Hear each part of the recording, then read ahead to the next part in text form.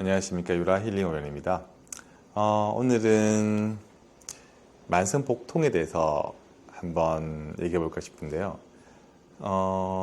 흔히 배앓이 아니면 과민성 대장염 아니면 그냥 배가 아픈 사람들 되게 많죠. 복통은 사실 생기기 쉬운 장기이긴 합니다. 왜냐하면 우리가 배라는 장기는 장은 보통 자율신경에 의해서 대부분 조절되게 되거든요. 우리가 소화시키고 싶다, 아니면 소화하기 싫다, 아니면 뭐 토하고 싶다 해서 토하는 가능하군요. 내가 인위적으로 소화를 시키거나 소화를 저하시키는 방법은 사실 없죠.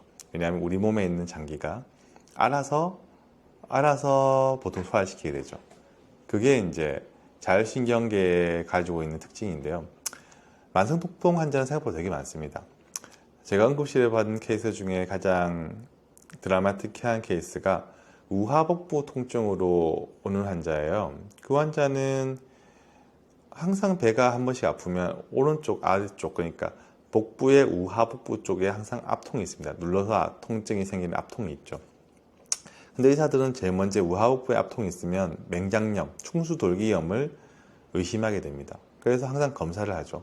그래서 안 그래도 이분이 밤에 진료 보기 위해서 이제 응급실에 왔는데 똑같은 얘기를 하더라고요. 만져보니까 우하복부가 아프고 하니서 제가 맹장염 같은 데서 검사를 해야겠어 해서 검사를 진행합니다. 검사를 진행하면 피 검사를 하고 복부식계 다 찍었는데 결론적으로 아무것도 나오지 않아요. 누르면 아프고. 그래서 이제 그 얘기를 크게 문제는 없는 것 같은데 그냥 아픈 것 같아요 라고 얘기를 하게 되죠. 그랬더니 환자가 이제 기다렸던 듯이 얘기한 게, 본래 제가 항상 이 문제 때문에 응급실이나 병원을 가면 CT를 지금까지 몇 번이나 찍었는데 똑같은 얘기를 들어요. 항상 맹장염 갔다가 해서 CT 찍고 하면 괜찮은데 그냥 복통 가서 약 드세요 하고 좀 나아지다가 다시 또 나중에 또 빈발하고 해서 이걸 몇 번이나 반복했다고 합니다. 그때 제가 이거는 잘하면 복통 말고 다른 문제가 아닐까 싶어서 다시 배를 눌러보고 복부의 압통을 확인하고 다시 환자를 엎어서 등 뒤에 있는 척추를 눌러봐요. 아니나 다를까 우측에 있는 흉추 12번째, 11번째 쪽에 압통이 굉장히 많이 뜹니다. 이거는 좀 다른 얘기네 해서 그쪽을 눌러서 보고 그쪽에 통사치료로 주사를 주고요. 그리고 앞쪽 돌려서 그 대장요근이라고 여기 골반 앞에 있는 근육이 있거든요. 그 부분 눌러도 굉장히 아픈 거예요. 이건 장요근의 압통도 있어서 그렇구나 해서 장요근에 대한 치료도 같이 합니다. 그리고 나서 한 15분 정도 후에 다시 갔더니 환자가 통증이 거의 다 좋아진 거예요. 그래서 설명을 해서 했죠. 본인은 그 맹장염이 아니라 신경성 통증에 의한 근육의 통증인데 복벽이 아픈 거지 안에 장기가 아픈 건 아니다. 실제로 그 환자 눌러보면 복벽이 굉장히 뻣뻣하거든요. 뻣뻣하다는 건 뭐냐면 근육이 궁쳐 있는 거예요. 그래서 계속 물어봤더니 생리통이 있을 때마다 이렇게 아팠는데 코로나 이후에 더 심해졌대요. 그게 다리가 쭉 뻗쳐서까지 가길래 자기는 그냥 생리통이 바뀌었나 보다 싶어서 그냥 참고 살았대요. 이게 굉장히 아팠거든요, 그 환자도.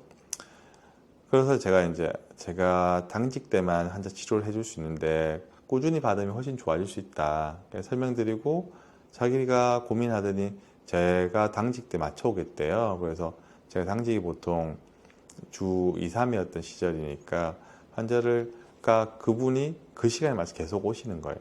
응급실 오면 기본적으로 접수가 5만 원이었는데 5만 원을 기꺼이 내고 주사치료를 하고 가셨던 거예요. 그리고 주사치료를 한 4번, 5번 하고 나니까 확실히 그분이 다른 생리통의 쪽도 많이 좋아지고 가셨거든요. 이런 얘기를 하는 이유가 우리가 배가 아프면 그냥 배의 문제라고 생각해요. 의사들은 대부분 생각해요. 배가 아픈 배의 문제지, 장의 문제겠지 이렇게 생각하는데 그 문제뿐만 아니라 장을 지배하는 자율신경의 문제는 깔려 있고요. 그게 다 플러스 알파로 근육성 문제가 같이 있는 거예요.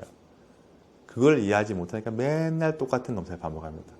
비용은 비용대로 발생하고 환자는 환자로 지쳐가고, 그리고 통증은 전혀 잡히지 않고, 그러면 환자도 지치고 의사도 지쳐서 서로 신뢰가 깨지고, 신뢰가 깨진 상태로 계속 가다 보면 결국은 환자는 슬퍼지고 의사도 슬퍼지는 상황이 됩니다. 이런 환자들 되게 많아요. 만성적인 우리가 그 과민성 대장염 환자도 보세요.